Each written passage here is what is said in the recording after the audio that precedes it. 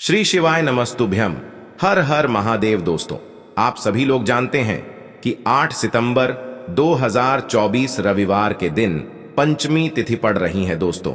और दोस्तों, ये जो पंचमी है भाद्रपद महीने में पड़ने वाला सबसे बड़ी पंचमी है, क्योंकि यह रविवार को गणेश चतुर्थी के ठीक बाद में पड़ रही है। और आप सभी लोग जानते हैं कि ये जो 4 मास होते हैं ये भोलेनाथ को बहुत अधिक प्रिय होते हैं, जिसका बहुत ही बड़ा और विशेष महत्व होता है। और ऐसा दिन पूरे साल में सिर्फ एक ही बार आता है। और दोस्तों, आप सभी लोग जानते हो, रविवार पंचमी का अगर सबसे बड़ा कोई उपाय है तो वो एक चावल के दाने वाला उपाय है। तो दोस्तों, इस रविवार पंचमी के दिन आप लोगों को इस एक चावल के दाने वाले उपाय को जरूर करना है। बहुत सारे लोग होंगे जिन लोगों ने इस उपाय को न किया हो, मतलब पूरा साल निकल गया, उन्होंने किसी भी दिन इस चावल के दाने वाले उपाय को न किया हो। पर दोस्तों, आपके पास एक आखिरी मौका बचा हुआ है, जो कि 8 सितंबर के दिन है। तो इस दिन आप लोगों को इस वाले उपाय को जरूर कर लेना है। भले ही आपने पूरे साल भर इस उपाय को ना किया हो, पर अगर आपने इस भाद्रपद महीने के रविवार पंचमी के दिन अगर इस वाले उपाय को कर लिया, तो आपको इस उपाय को करने का वो फल मिलेगा जिसकी आपने कभी कल्पना भी नहीं करी होगी। इसीलिए आप लोग इस वाले उपाय को एक बार जरूर कर लेना, ताकि आप लोगों के हाथ से यह मौका ना जा सके और आपको इस उपाय को करने का फल मिल सके। दोस्तों, यह उपाय पंडित जी ने अपनी अभी की ही शिव महापुराण की कथा में बताया है, जिस उपाय को आज हम आपको बहुत अच्छे से समझाने वाले हैं। इस वीडियो को देखने के बाद इस उपाय को समझने के लिए आपको कोई और वीडियो को देखने की जरूरत नहीं पड़ेगी। तो चलिए दोस्तों, उपाय को शुरू करते हैं। देखिए, ये इस भाद्रपद महीने के रविवार के दिन यह इतना खास होता है, इतना महत्वपूर्ण होता है। देखा गया है, कभी कभी बड़े बड़े पूजा पाठ अनुष्ठान से जो मनोकामना पूर्ण नहीं होते, वो भाद्रपद महीने के दिन एक छोटे से उपाय करने से ही आपकी मनोकामना पूर्ण हो जाती है। और बहुत सारे लोगों ने इस उपाय को किया भी है और उनको इस उपाय को करने का फल भी जरूर मिला है। अगर आप लोग भी इस उपाय को करना चाहते हैं तो आप इस उपाय को पहले अच्छे से समझ लेना, सुन लेना, उसके बाद करना। आपको इस उपाय का फल जरूर मिलेगा। और इस उपाय को कर लेने से आपके घर में चाहे किसी भी प्रकार की दुख और समस्या क्यों ना चल रही हो, आपको उसका कारण भी नहीं पता है कि भाई यह समस्या किस कारण से चल रही है, उसका कुछ भी कारण हो सकता है, जैसे पितृदोष हो सकता है या किसी भी तरह का मंगल दोष भी हो सकता है। तो इस दिन आप लोगों को यह वाला उपाय कर लेना है। यह एक ऐसा उपाय है जिस उपाय को अगर किसी विशेष दिन पर किया जाए तो भाई उस विशेष दिन का जो है वह तो हमें मिलता ही मिलता है, पर हमने उस दिन पर इस एक चावल के दाने वाले उपाय को किया है तो हमें उससे भी बड़ा फल मिलता है, और फल बहुत जल्दी मिलता है, क्योंकि आप इस उपाय को बहुत ही बड़े और विशेष दिन पर कर रहे हो। तो चलिए अब उपाय के बारे में बात करते हैं। लेकिन उससे पहले आप लोगों को यह जानना आवश्यक है कि आखिर यह उपाय किस समय करना है, किसको करना है और कैसे करना है। तो चलिए हम आगे आपको वीडियो में एक एक करके बता देते हैं। लेकिन उससे पहले अगर आप लोग हमारे चैनल पर नए हैं तो हमारे चैनल को सब्सक्राइब कर लेना और इस वीडियो को लाइक करके कमेंट बॉक्स में श्री शिवाय नमस्तुभ्यम ओम नम शिवाय जरूर टाइप कर देना। तो दोस्तों, इस एक चावल के दाने वाले उपाय को हमें इस पंचमी के दिन कैसे करना है, किसको करना है, किस समय करना है और कहां पर करना है, ये सारे सवालों के जवाब आपको इस वीडियो में मिल जाएंगे। और जो ये वीडियो देखेगा भाई, उसको एक चावल के दाने वाला उपाय जरूर करना चाहिए, क्योंकि इस दिन चावल के दाने का भी बहुत ही बड़ा और विशेष महत्व होता है। और जब बात आ जाए एक चावल के दाने की, तो ये सोने पे सुहागा वाली बात हो जाती है और ये एक बहुत ही बड़ा उपाय हो जाता है इस रविवार पंचमी का। तो अब दोस्तों, इस एक चावल के दाने वाले उपाय को आखिर करना किसको है, सबसे पहले हम लोग वो बात जान लेते हैं। तो देखो, घर की जो बड़ी माताएं बहनें होती हैं, उन माताओं बहनों में से कोई भी एक बड़ी माता बहन इस वाले उपाय को कर सकती है। और दोस्तों, अगर आप चाहे तो अपने घर में से सभी सदस्यों को भी इस उपाय को करवा सकते हैं। अगर किसी व्यक्ति की खुद की कोई मनोकामना है, खुद की कोई दुख और परेशानी है जो कि वह अपने लिए ही करना चाहता है, इस वाले उपाय को तो वह खुद अपने लिए भी कर सकता है। बाकी अगर कोई घर में से ऐसा है जो कि अपने पूरे घर परिवार की सुख और शांति के लिए यह वाला उपाय करना चाहता है, तो भाई वह भी कर सकता है, उसमें भी कोई दिक्कत वाली बात नहीं है। कहने का मतलब यह है कि इस उपाय को हर एक सदस्य भी कर सकता है और पूरे घर परिवार के सदस्य के लिए घर की बड़ी माताओं बहनों में से कोई एक माता बहन भी कर सकती है। माताएं बहनें अगर घर में उपस्थित ना हो या वह यह वाला उपाय ना कर पा रही हो तो फिर घर का कोई बड़ा सदस्य भी इस एक चावल के दाने वाले उपाय को कर सकता है, चाहे फिर वह पुरुष ही क्यों ना हो, उसमें कोई भी दिक्कत वाली बात नहीं है। अब दोस्तों, इस एक चावल के दाने वाले उपाय को हमें करना कहां पर है? देखो, इस उपाय को हमें मंदिर में ही करना है। बहुत सारे लोग प्रश्न करते हैं, हर एक उपाय को करते समय क्या हम इस उपाय को घर पर कर सकते हैं? तो इस वाले उपाय को आप घर पर नहीं कर सकते हो। इस वाले उपाय को करने के लिए आपको शिव जी के मंदिर ही जाना पड़ेगा। उसके बाद में दोस्तों, जो अगला प्रश्न निकल कर आता है वो यह आता है इस उपाय को लेकर कि आखिर इस उपाय को हमें किस समय करना है, सुबह के समय करना है कि शाम के समय करना है? तो देखो, इस वाले उपाय को आप लोग सुबह के समय भी कर सकते हो और शाम के समय प्रदोष काल में भी कर सकते हो। अब अगर आप पूछो कि भाई सबसे उत्तम समय कौन सा रहेगा इस एक चावल के दाने वाले उपाय को करने का, तो हम आपसे बस यही कहेंगे कि इस उपाय को आप सुबह के समय करेंगे तो ज्यादा बेहतर होगा। बाकी अगर प्रदोष काल शाम के समय भी करेंगे तो भी अच्छा होगा, उसमें कोई भी दिक्कत वाली बात नहीं है। देखो, ये एक चावल वाला उपाय वीडियो के लास्ट में बताया है, वो उपाय आप जरूर करें। देखो, इस उपाय को आप सुबह से लेकर शाम तक कर सकते हैं। तो चलिए बरसते हैं उपाय की ओर। देखिए, इसके लिए आपको क्या करना है, एक काली मिर्च लेनी है। देखो, ध्यान से समझना, एक काली मिर्च लेनी है और ध्यान देना है कि काली मिर्च कहीं से भी खंडित नहीं होनी चाहिए। फिर इसके बाद आपको लेना है एक गोल बाती का दीपक। देखिए, दीपक आप चाहे तो माटी का ले ले, और यदि आपके पास माटी का दीपक नहीं है तो आप यह दीपक शुद्ध आटा लगा करके एक दीपक बना सकते हैं। बस आपको ध्यान देना है कि उस आटे में आपको नमक या हल्दी का प्रयोग नहीं करना है। ठीक है, तो आप एक बढ़िया सा दीपक बना लें और उस दीपक में गोल बाती लगा करके उस दीपक में आपको घी भरना है। देखो, गाय का शुद्ध घी आपको उस दीपक में भरना है। अब क्या करना है, आपको इन दोनों चीजों को लेकर चले जाना है। बेलपत्र के पेड़ के पास देखिए। देखो, गुरुजी ने अपनी अभी की शिव महापुराण कथा में भी बताया था, जो भी व्यक्ति प्रदोष काल में जो भी एक दीपक प्रज्वलित कर देता है उसके घर पर धन की कमी नहीं हो सकती। देखो, यदि आपके घर के आसपास कहीं बेलपत्र का पेड़ नहीं है या घर से काफी दूर पड़ता है और आप जा नहीं सकते, तो आगे हम ये भी बताएंगे कि कैसे इस उपाय को करना है। अगर बेलपत्र वृक्ष ना हो तो देखो, अब आपको प्रदोष काल में इन दोनों चीजों को लेकर चले जाए बेलपत्र के पेड़ के पास में। अब क्या करना है, सबसे पहले आपको उत्तर दिशा की ओर मुंह करके आपको खड़े हो जाना है और जो आप दीपक लेकर गए हैं उससे आपको बेलपत्र की जड़ में प्रज्वलित करना है। दीपक प्रज्वलित करने के बाद आपको एक काली मिर्च अपनी हथेली पर रखना है और बेलपत्र के पेड़ का आपको 5 बार परिक्रमा लगा लेना है।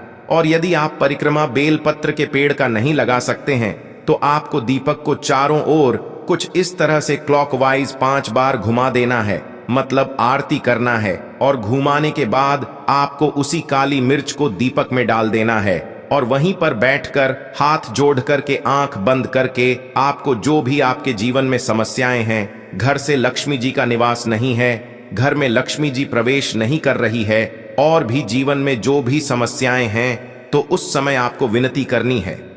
ठीक है, अब इसके बाद यदि आपके घर के आसपास कहीं बेलपत्री का पेड़ नहीं है तो आपको इन सब चीजों को लेकर चले जाना है शंकर जी के मंदिर में। और शिव जी के मंदिर पहुंचकर आपको क्या करना है, आपको इसी एक दीपक को आपको शंकर जी के मंदिर की जो चौखट होती है ना, वहां पर आपको इस दीपक को जलाना है और दीपक जलाते समय आपका मुख उत्तर दिशा की ओर होना चाहिए। दीपक जलाने के बाद आपको क्या करना है, एक काली मिर्च अपनी हथेली पर रखना है और आपके जीवन में जो भी समस्याएं हैं, चाहे वो समस्या परिवार को लेकर हो या फिर धन को लेकर हो, वो अपनी वह समस्या बोलनी है। और बोलने के बाद आप उसी काली मिर्च को दीपक में डाल देना है और आपकी कामना पूर्ण हो जाए, घर में लक्ष्मी जी का निवास हो, ऐसी कामना आपको कर लेनी है। देखिए, शंकर जी की मंदिर की जो चौखट होती है ना, उसमें 33 कोटि देवी देवता निवास करते हैं।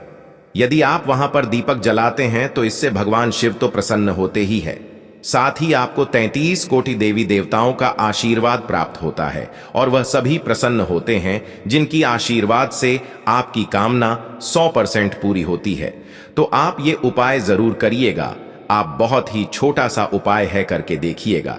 देखिए, अब हम जान लेते हैं गुरु जी द्वारा बताए गए दूसरे उपाय के बारे में। इस उपाय के लिए आपको मात्र 2 लौंग लेनी होगी, यानी कि आपको लौंग का जोड़ा लेना है। 2 फूल वाली आपको लौंग लेनी है। लौंग का जोड़ा कहीं से भी खंडित नहीं होना चाहिए, इस बात का ध्यान रखें। इसी के साथ में आपको लेना होगा लाल चंदन का पाउडर। देखिए, यदि आपके पास लाल चंदन की लकड़ी है तो उसे घिसकर भी आप चंदन के रूप में प्रयोग कर सकते हैं। यदि पाउडर है तो उसका भी आप अपने उपाय के लिए प्रयोग कर सकते हैं। देखिए, चंदन जो है वो तेज का प्रतीक माना गया है और साथ ही साथ जीवन के अंधकार को दूर करने का प्रतीक माना गया है। अब इसी के साथ में आपको मात्र 1 तांबे के पात्र के अंदर शुद्ध जल लेना होगा अपने घर से। अब दोस्तों, ये तीनों सामग्री लेकर के सीधे आपको पहुंच जाना होगा भगवान शिव के मंदिर में। देखिए, इसी के साथ में आपको एक गोल बाती का दीपक भी लेना होगा। दीपक आप मिट्टी का भी ले सकते हैं, शुद्ध घाटा मढ़कर उसका भी तैयार कर सकते हैं। और दीपक में आपको शुद्ध घी का प्रयोग करना है। लेकिन जैसे ही आप इन सभी सामग्रियों को मंदिर में लेकर के पहुंचेंगे, मंदिर में जैसे ही आप चौखट के वहां पर पहुंचेंगे तो मंदिर की चौखट के सीधे तरफ आप जो अपने साथ एक गोल बाती का दीपक लेकर के आए हैं, उसे आपको सबसे पहले तो प्रज्वलित कर देना है। यानी कि जैसे ही आप मंदिर की चौखट के वहां पर प्रवेश करते हैं तो उसके सीधे तरफ आपको ये गोल बाती का दीपक प्रज्वलित कर देना है। अब देखिए, जैसे ही आप यह दीपक प्रज्वलित करेंगे तो आपकी जो भी मनोकामना है उससे आपको बोल देना है। आप इस दीपक को इस प्रकार से प्रज्वलित करने के बाद इन सभी सामग्रियों को आपको शिवलिंग के पास में लेकर पहुंच जाना है। अब देखिए दोस्तों, आपके पास जो एक तांबे के पात्र के अंदर शुद्ध जल है, उसमें से आपको केवल आधा लोटा जल ही भगवान शिव के शिवलिंग पर अर्पित करना है। आधा लोटा जल आपको उसी पत्र के अंदर बचा लेना है। अब दोस्तों, आपके पास जो 2 लौंग हैं, यानी कि लौंग का जोड़ा है, उससे आपको अपना नाम और अपने गोत्र को बोलते हुए आपकी जो भी समस्या चल रही है, आपके जीवन में जो भी परेशानी उत्पन्न हो रही है, उन्हें आपको बोल देना है। और ये जो लौंग का जोड़ा है, इसे आपको भगवान शिव के शिवलिंग पर अर्पित कर देना है। जैसे आप ये 2 लौंग शिवलिंग पर चढ़ाएंगे तो अपना हाथ जो है वहां पर आपको रखना है और महादेव से आपको प्रार्थना करनी है कि मेरे जीवन की ये जो परेशानियां हैं, ये सभी दूर हो जाएं। यानी कि आपके जीवन में धन की संबंधित परेशानी चल रही है, कर्ज की समस्या चल रही है, बच्चों का पढ़ाई लिखाई में मन नहीं लग पा रहा है, घर के जो आर्थिक संकट है वह सभी दूर हो, व्यापार आपका ढंग से नहीं चल पा रहा है, घर में रोग की स्थिति बनी हुई है, यानी कि जिस भी प्रकार की आपकी समस्याएं हैं उसे आपको महादेव से बोल देना है और महादेव से इन सभी समस्याओं को दूर करने के लिए आपको प्रार्थना कर लेनी है। अब देखिए दोस्तों, आपने जो 2 लौंग शिवलिंग पर समर्पित की थी, उससे आपको वहां से उठा लेना है और इन दोनों लौंग को आपको शिवलिंग से उठा करके सीधे उससे जल के पात्र के अंदर डाल देना है। यानी कि अपने आधा लोटा जल और बचाया हुआ था, उसी के अंदर आपको ये 2 लौंग डाल देनी है। और साथ में आप जो लाल चंदन लेकर के आए थे, उस लाल चंदन को भी आपको उसी पात्र के अंदर डाल देना है। यानी कि आधा लोटा जल और बचा हुआ है तो उसी आधे लोटे जल के अंदर आपको ये लाल चंदन भी डाल देना है। अब देखिए, इस आधे लोटे जल में है जिसमें अपने 2 लौंग डाली है, लाल चंदन डाला है, उसे सीधे लेकर के आपको पहुंचना है बेलपत्र के वृक्ष के वहां पर। देखिए, बेलपत्र का वृक्ष यदि आपके घर पर है तो वहां पर आपको आ जाना है। आपके घर के आसपास कहीं भी है तो वहां पर आपको पहुंच जाना है। और उसके बाद आपका जो मुख है वह उत्तर दिशा की ओर होना चाहिए। और उसके बाद आपको अपना नाम और अपनी गोत्र को बोलना है और पुनः अपने जो भी परेशानियां शिवलिंग के पास में बोली थीं, उन्हें आपको वापस से बेलपत्र के वहां पर भी बोल देनी है। और ये जो आधा लोटा जल और है, इससे आपको पूरा बेलपत्र के वृक्ष की जड़ में श्री शिवाय नमस्तुभ्यं इस मंत्र का जाप करते हुए समर्पित कर देना है। तो बस इतना सा उपाय आपको करना है। जो भी आपकी परेशानी है, समस्या है, उससे महादेव निश्चित ही दूर करेंगे। अब दोस्तों, हम जान लेते हैं तीसरे चमत्कारी और विशेष उपाय के बारे में। देखिए, ये उपाय बहुत ही चमत्कारी है, क्योंकि इस उपाय से आपके जिम्मे तेज की वृद्धि होगी, यानी कि जीवन से जितना भी अंधकार ही वो सभी दूर होगा। तो इस उपाय के लिए आपको मात्र एक गुड़ का टुकड़ा लेना है।